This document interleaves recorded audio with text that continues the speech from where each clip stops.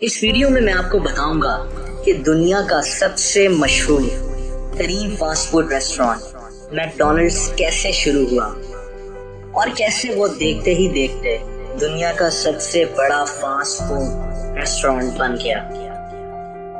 आज मैकडॉनल्ड्स रोजाना तकरीबन 6 करोड़ लोगों को सर्व करता है।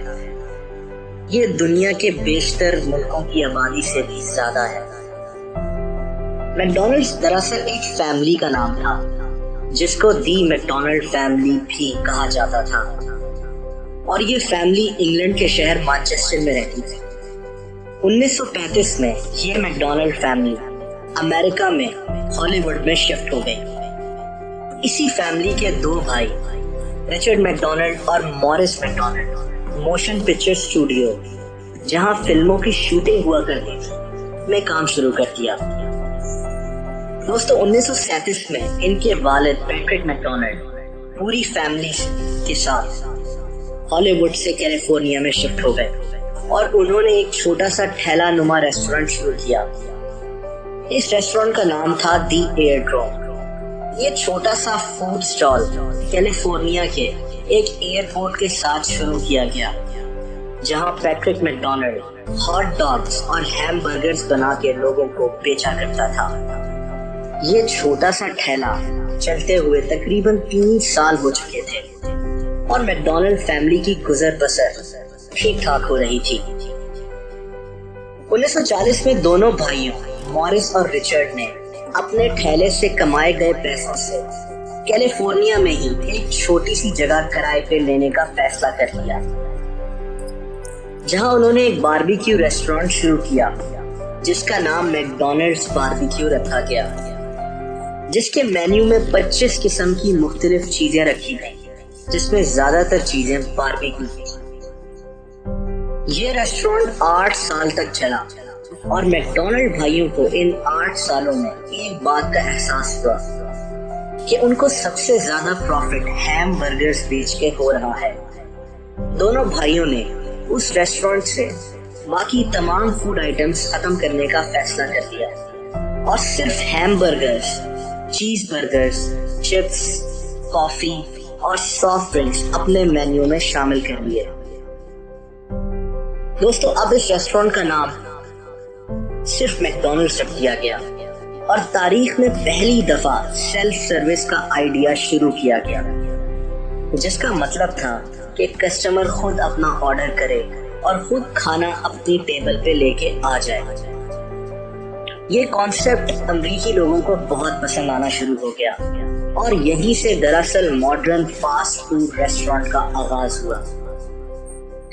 ये रेस्टोरेंट लोगों को इतना पसंद आया और देखते ही देखते मैकडॉनल्ड्स की सेल में इतना इजाफा हो गया कि मैकडॉनल्ड भाइयों ने फैसला किया कि अब वो लोगों को अपनी फ्रेंचाइज देंगे, यानी कि लोग मैकडॉनल्ड रेस्टोरेंट मुख्तलिफ शहरों में शुरू करेंगे और प्रॉफिट का एक खास हिस्सा मैकडॉनल्ड भाइयों को जाएगा।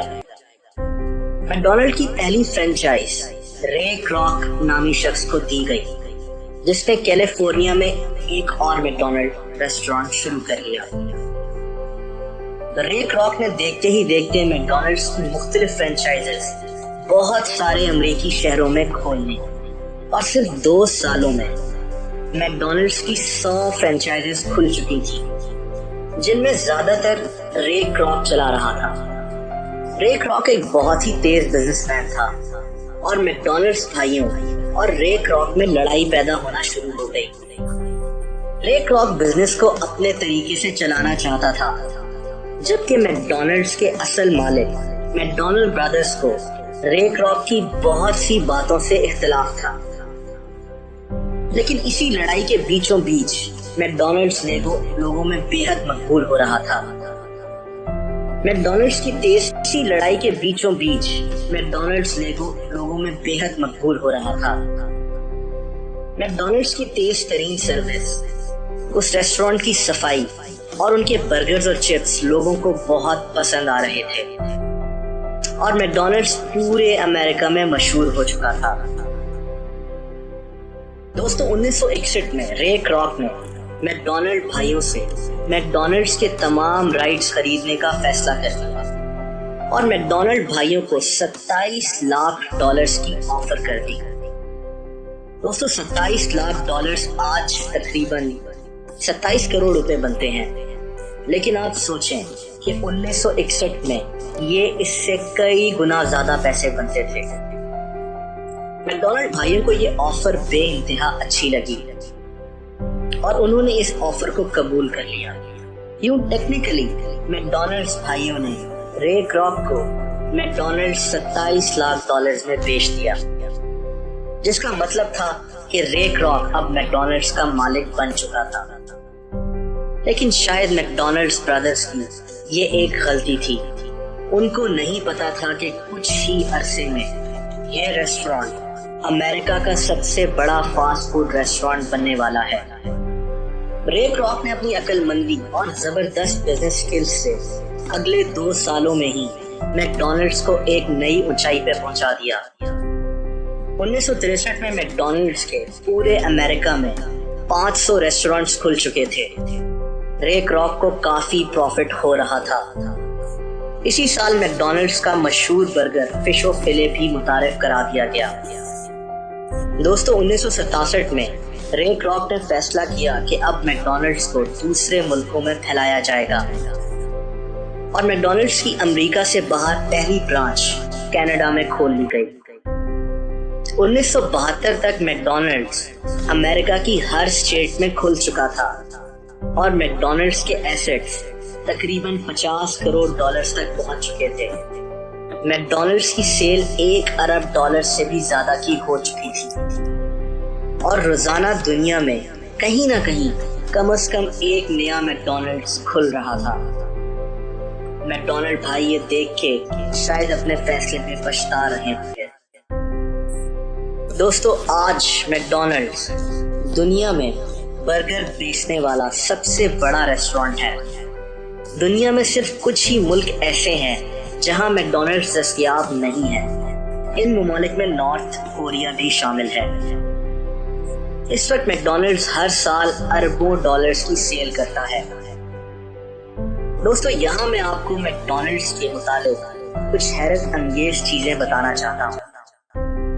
अमेरिका में काम करने वाले हर 8 लोगों में से एक ने कभी ना कभी मैकडॉनल्ड्स में काम जरूर किया है। मैकडॉनल्ड्स रेस्टोरेंट में जो जोकर आपको नजर आता है, जो आपको हर मैकडॉनल्ड्स रेस्टोरेंट के सामने बेंच पे बैठा हुआ दिखाई देता है, वो दरअसल 1963 में बनाया गया था और जो पहला शख्स ये जोकर बन के मैकडॉनल्ड्स को हर जगह रिप्रेजेंट करता था और मैकडॉनल्ड्स के लिए मुख्तलिफ इश्तिहारात में काम करता था, उसको अपने वजन की वजह से मैकडॉनल्ड्स ने नौकरी से निकाल दिया था। मैकडॉनल्ड्स की एक यूनिवर्सिटी भी है जिसका नाम मैकडॉनल्ड्स हैमबर्गर यूनिवर्सिटी है। ये यूनिवर्सिटी 1973 में बनाई गई थी। इस यूनिवर्सिटी में लोग बर्गर बनाने की और डिफरेंट फास्ट फूड आइटम्स बनाने की तालीम हासिल करते हैं। इस यूनिवर्सिटी से अब तक तकरीबन 3.25 लाख स्टूडेंट्स तालीम हासिल कर चुके हैं। दोस्तों मैकडॉनल्ड्स रोजाना तकरीबन 6 करोड़ से ज्यादा लोगों को खाना बेचता है, जो कि बहुत से मुल्कों की आबादी से कहीं ज्यादा है। मैकडॉनल्ड्स हर सेकंड तकरीबन 75 हैमबर्गर्स बेचता है। तो आप सोच सकते होंगे कि मैकडॉनल्ड्स हर साल कितने हैमबर्गर्स बेचता होगा। दोस्तों एक और बात, और वो ये है कि मैकडॉनल्ड्स हर साल सिर्फ अमेरिका में तकरीबन 10 लाख लोगों को नौकरी देता है। आप में से कई लोग अब तक मैकडॉनल्ड्स जाके उनके बर्गर्स खा चुके होंगे।